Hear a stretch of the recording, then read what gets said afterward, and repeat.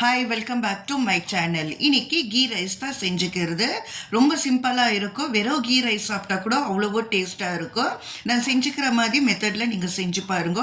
வெஜ்ஜுக்கும் நான்வெஜ்ஜுக்கும் combination ரொம்ப நல்லாவே இருக்கும் இந்த கீ ரைஸ்க்கு.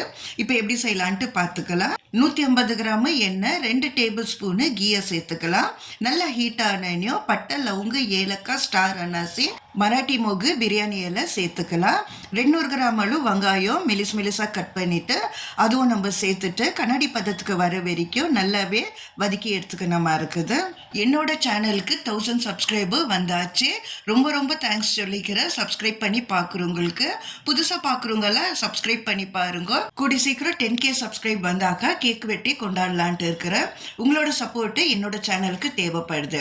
இப்போ கண்ணாடி பதத்துக்கு வெங்காயம் வந்தனையும் 2 டேபிள் ஸ்பூனு இஞ்சி பூண்டு பேஸ்ட்டு, 1 கைப்பிடி அளவு புதினா கொத்தமல்லி, 3 பச்சை மிளகாய் சென்டரில் கீரி சேர்த்துக்கணுமா இருக்குது. 100 கிராம் கெட்டியான தயிர்.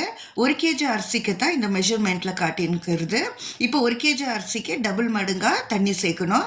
இந்த கிளாஸ்ல 4 கிளாஸ் நான் அரிசி எடுத்துக்கிறேன், அதனால 8 கிளாஸ் தண்ணி சேர்த்துக்கிறேன். பச்சை பட்டாணி 1/4 kg அளவு போட்டுக்கலாம். பச்சை பட்டாணி இல்லைனாக்கா டபுள் பீன்ஸ் இல்லை கேரட் கூட நீங்கள் சேர்த்துக்கலாம். இப்போ தண்ணி நல்லா கொச்சிட்ட பிறகு அரிசி ஒரு 10 நிமிஷத்துக்கு ஊற வச்சிருந்து இதுவும் நான் சேர்த்துக்கிறேன்.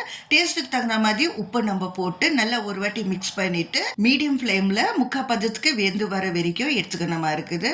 இப்போ பாருங்க 3/4 பதம் வெந்தாச்சு. நான் தம் போட்டுக்கிறேன். ஹை ஃப்ளேமில் ஒரு 5 நிமிஷம், ஸ்லோ ஃப்ளேமில் 10 நிமிஷம் வச்சு எடுத்தாக்கா நல்லா சுடச்சுடன்ட்டு கீ ரைஸ் ரெடி ஆயிடுச்சு.